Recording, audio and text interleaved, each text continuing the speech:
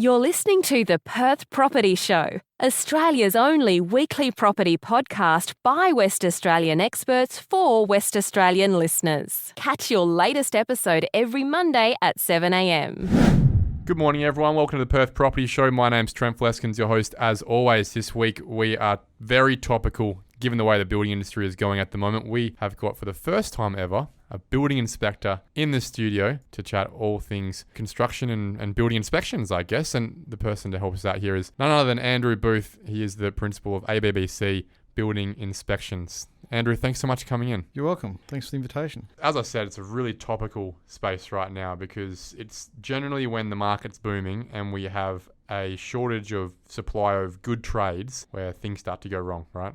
Correct. Yeah, the under construction market is certainly under the pump at the moment, and we are certainly seeing workmanship that is not necessarily the best. Even the builders themselves are conscious that it's going on, and you're seeing some of the major builders stepping into actually engaging the services of building inspectors to help them along that journey. Just to keep that quality control.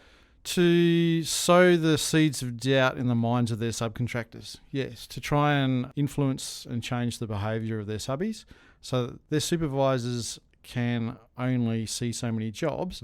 And at the end of the day, the supervisor's job isn't necessarily, it sounds ironic, but it isn't necessarily quality, it is more production. Schedule. It's keeping to a time. And a lot of site supervisors, most of them I would actually say, I don't think they're not registered builders. So they also don't have that level of qualification too. No, that's true. They may be skilled in a certain trade. They may be a painter or a bricklayer or chippy, but they're not necessarily a registered builder and not across all the trades. Look, it's good to see that there are builders taking that on, that initiative really to protect their brand and their name. And those are the ones that just generally they will look after themselves going forward. But we're scraping the bottom of the barrel at the moment when it comes to a few trades. And it's only going to get tougher in there over the next 12 months, isn't it? It is. Well, the other thing the industry does suffer too is that some of the money that's being paid to the trades isn't necessarily brilliant. You know, things haven't moved that much in prices since I was building. 25 years ago, I was paying a roof carpenter $14 a square metre. Today, the project home guys are paying $18 a square metre. So in 25 years, it's only moved $4 a square metre. So are the guys going to take shortcuts? Possibly, if they can. Can't say the same for brickies though. I think I was paying, when it was really booming when I was building, I was paying $2. The guys are getting $2.80, $3. So when you look at inflation over 25 years, would have been expecting $4 to $5, wouldn't have been unreasonable to keep up with inflation. Tell you what, if we were paying $4 to $5 for a brickie, I don't think anyone would be building these days. Or if they were, they wouldn't be using brick. Correct. They'd move to different sort of materials. Maybe that's where we need to be going over time, Andrew. Hey, let's pull it back and just talk about now the building inspection industry, because it's, we can sit here and ramble on about the property market and the building market for days. I'm sure people would love to hear that, but I really want to talk about the building inspection industry today. Can you give us an understanding as to how you get to the role of building inspector? Do you all start as a tradie and then become a builder, and then once you get to that point in your life, start keeping everyone else accountable?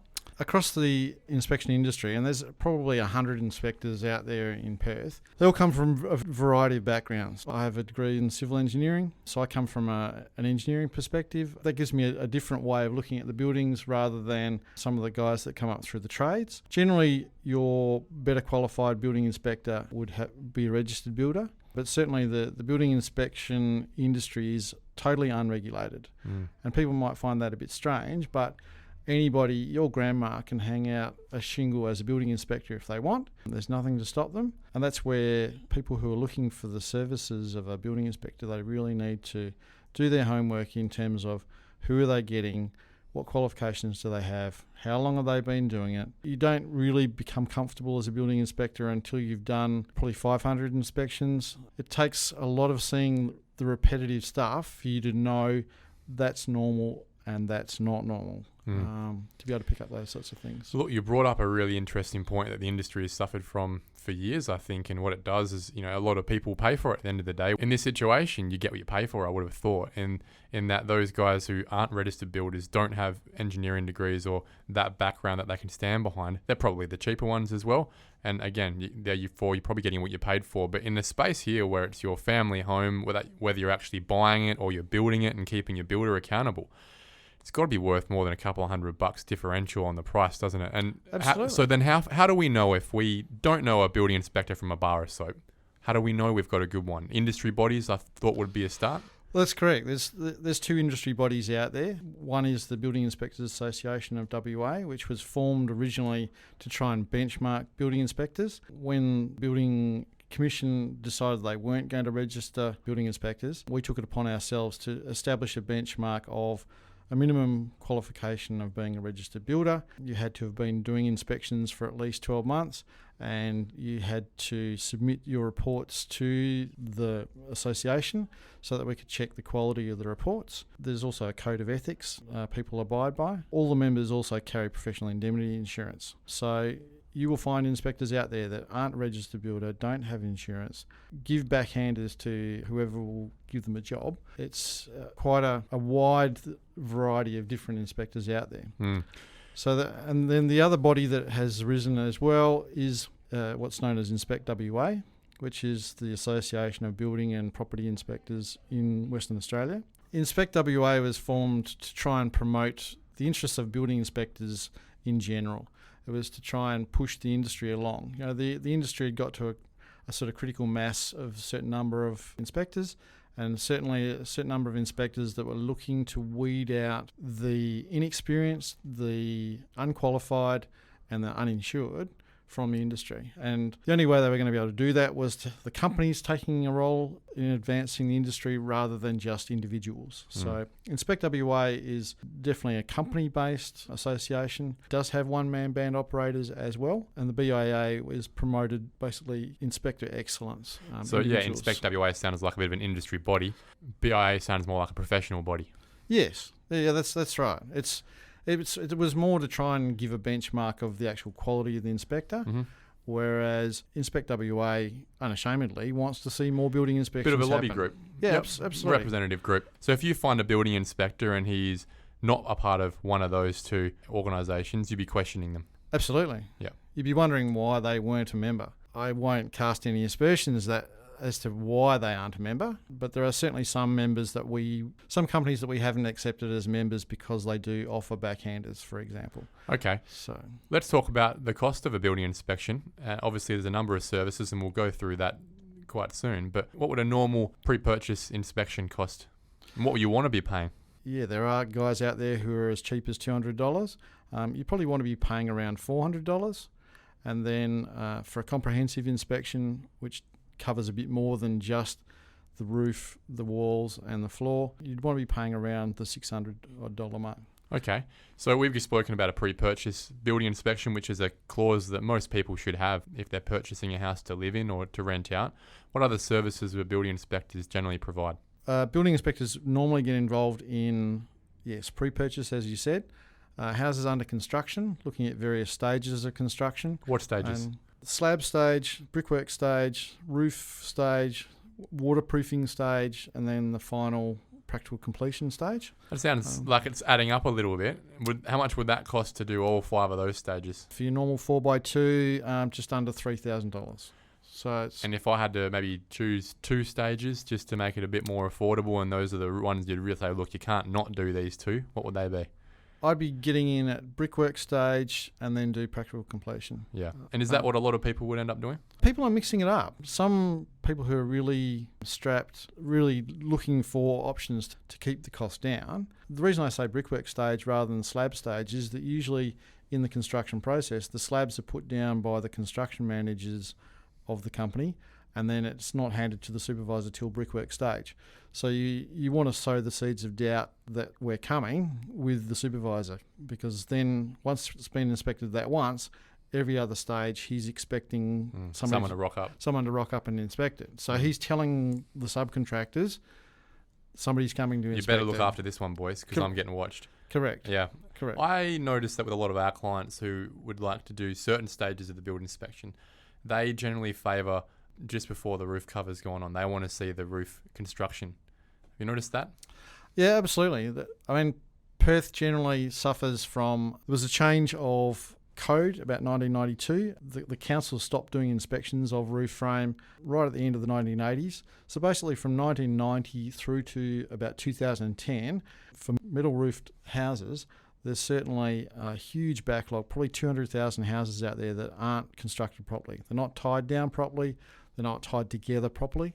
So we're seeing a huge raft of buildings that are having to be worked on when it comes to settlement for pre-purchase. Wow. So the Building Commission went through in 2014 and they did an assessment of building works that were in progress, and they found themselves that it was only 40% of builders were doing it the right way.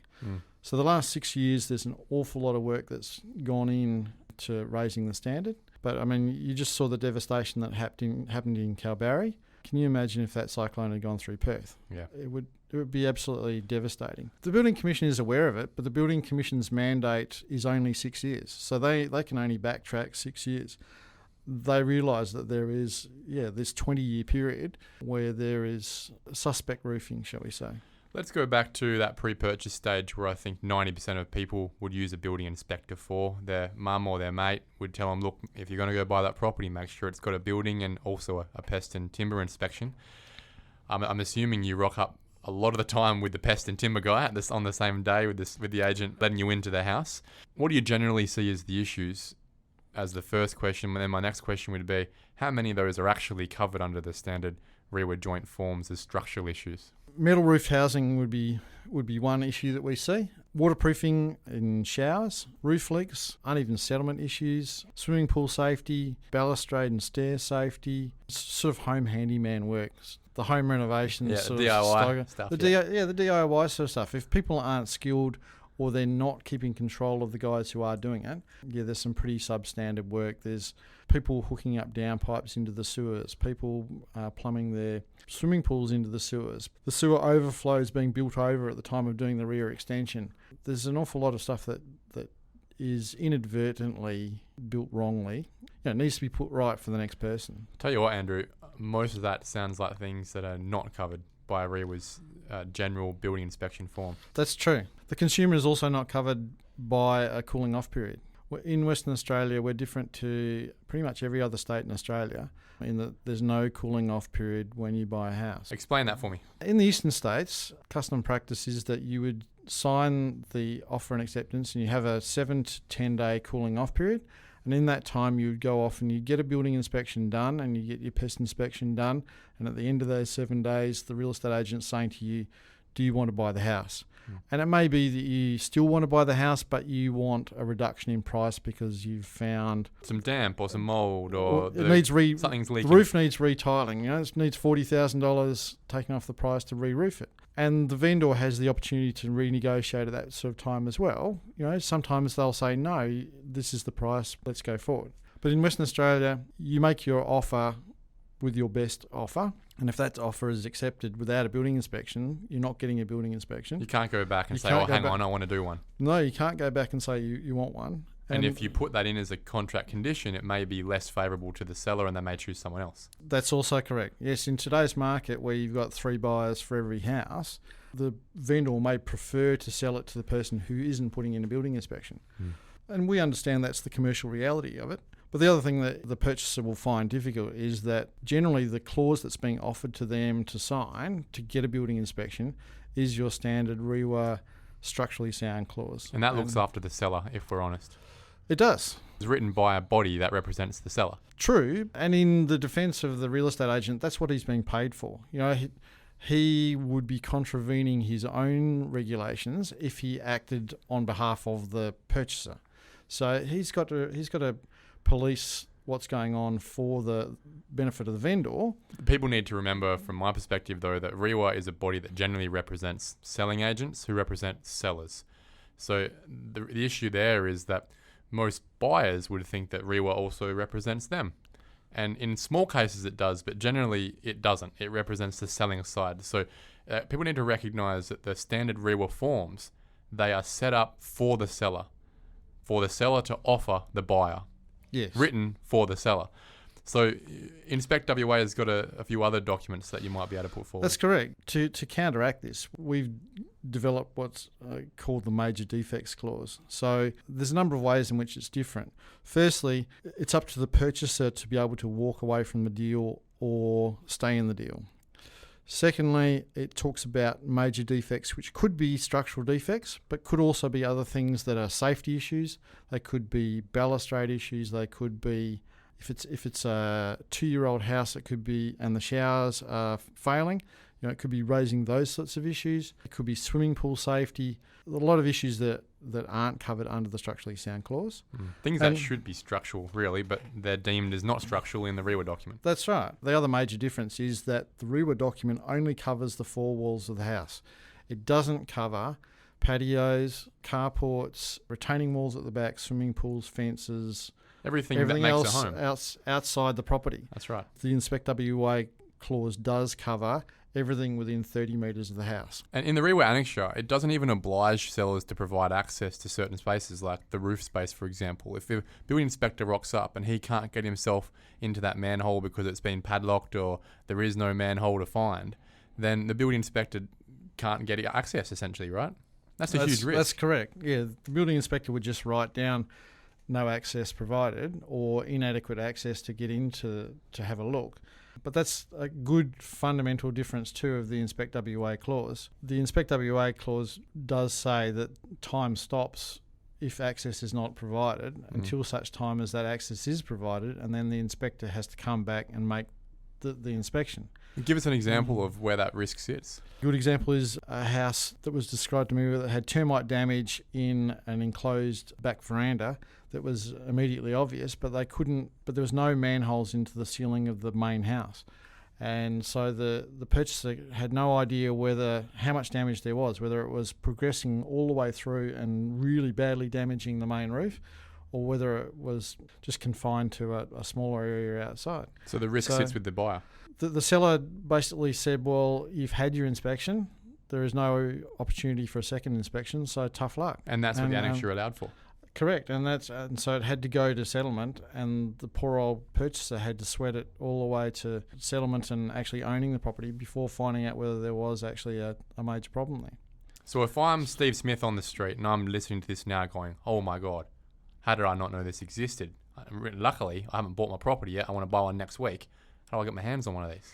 Well, if you go to inspectwa.org.au, it's certainly downloadable from the website of Free of Inspect charge? WA, free of charge. Isn't Yes. that fantastic? It was written by a lawyer, and it was backed by professional indemnity insurance as well. So if you were speaking to your next door neighbour and they said, Andrew, I'm looking to buy a house, and you said, have you got the Inspect WA clause in there, and they said, no, I haven't, will you be going back to them saying, mate, you're an idiot? we get that all the time from our customers that when they ring up, they say, so I'm not covered if you find anything. And it's realistically, sorry, mate, no, you're not. And that's the crazy, ironic thing about it is the buyer signs this REWA form, thinks they're protected, goes and gets themselves a fantastic building inspector like yourself. You bring up all these things that have happened, and the form they've signed makes you essentially impotent. The form doesn't protect the buyers from what you've just found. No, that's correct. And more to the point, it's not up to you as to whether the contract goes forward. It's up to the vendor. The seller can either rectify or the seller can pull the deal, but you have no choice in what happens. Yeah, especially if you've got some of these things, for example, damp roof stuff. Even if the seller has to rectify it, and let's say that they do, you may not want to continue with that property anymore because of the issues it has. What if you found these issues? What else might happen next year? Absolutely. And that's where a comprehensive report would maybe highlight that you look at your typical Mount Lawley tiled roofed house, tiles are 90 years old. Yeah, your Californian bungalow. Yeah, from the outside, the house looks fantastic. But once we get in the roof and we find that the roof tiles are shot, it could be a $40,000 re-roof. Your bank would take a pretty dim view of you taking on a property that's got a $40,000 problem. Now, you've just brought up one great story. I'm sure you've got a few things that you can share with the listeners that are quite entertaining or probably quite sad for a lot of people. Any inspections where the ramification is the builder has had to go back and rebuild the property? Certainly, yes. Yeah, we see that quite often. And to their credit, as I was talking about the major problems with roofing in WA, quite a few of the major builders will address those issues. I've had major builders go back to houses built in 2003, 2004, because they've looked at them and realised that they were deficient and they needed rectification. Even tiled roofed houses can be suspect. You can just envisage the guys have 3 more struts to put in on a Friday afternoon and they forget to put them in. They can't be bothered going back on the Monday, but the roof tilers have arrived and then the roof tilers haven't checked it and have just laid the roof tiles. Just get on with it. That's right. But 20 years later, there's a big sag on the roof because the 3 struts that were supposed to be there aren't there.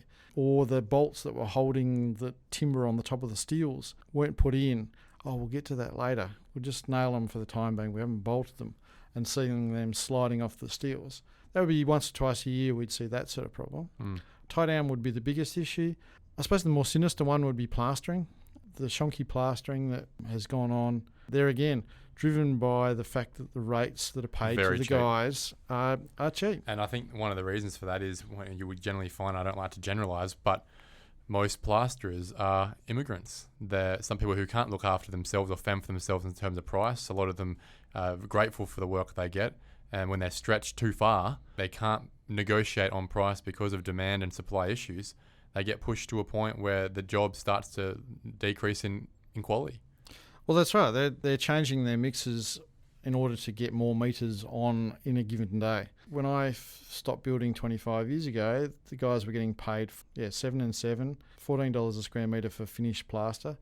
Today, they're getting paid $9 and $9, so they're getting paid $18. What happened for a long time was the mix of the hardwall plaster to the lime putty, it should be 60-40, it would end up being 60-40 the other way.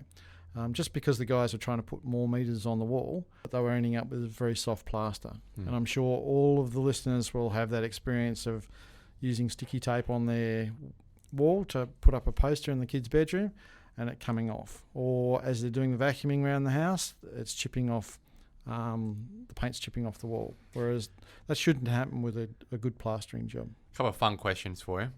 Which is a better roof type, Colorbond or tile? They're just different, I suppose.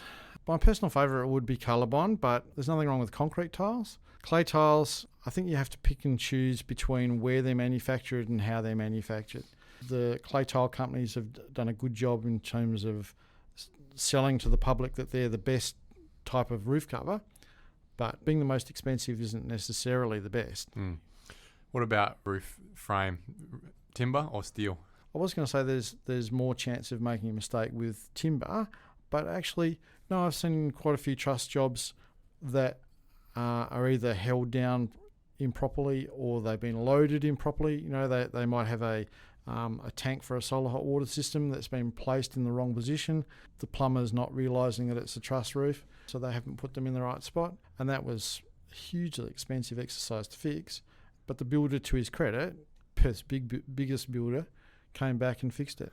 So timber walls or double brick?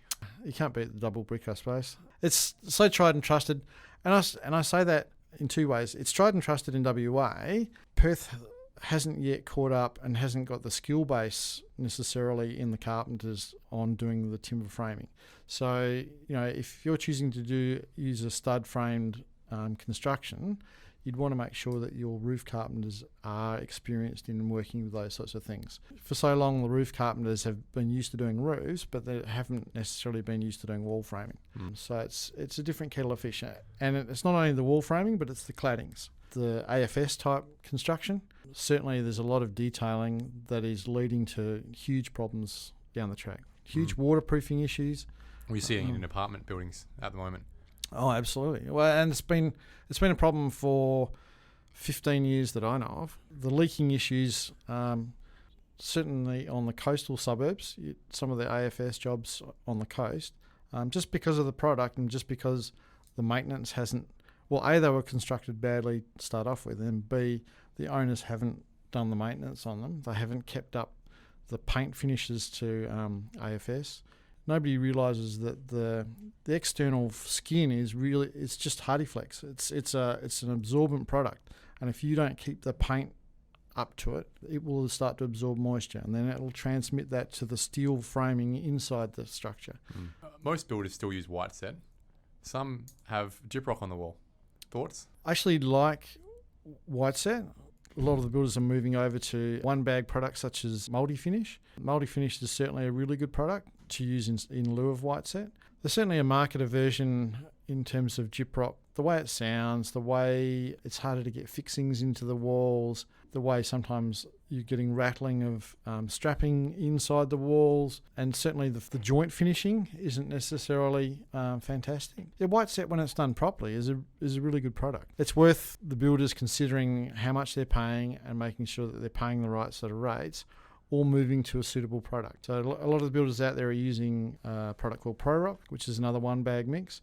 It's not quite the right product, and certainly in our hot conditions it does tend to go off a bit prematurely, and I've seen a few jobs that are very wavy because the product's gone off on the wall before they've had time before they've had time to finish it, and then they're dragging the trowels on it, and it makes it wavy. And getting it off, you have to take an axe to it. It's rock hard. All those products are really good products in terms of the finished product. You just do have to know how to use them, yeah.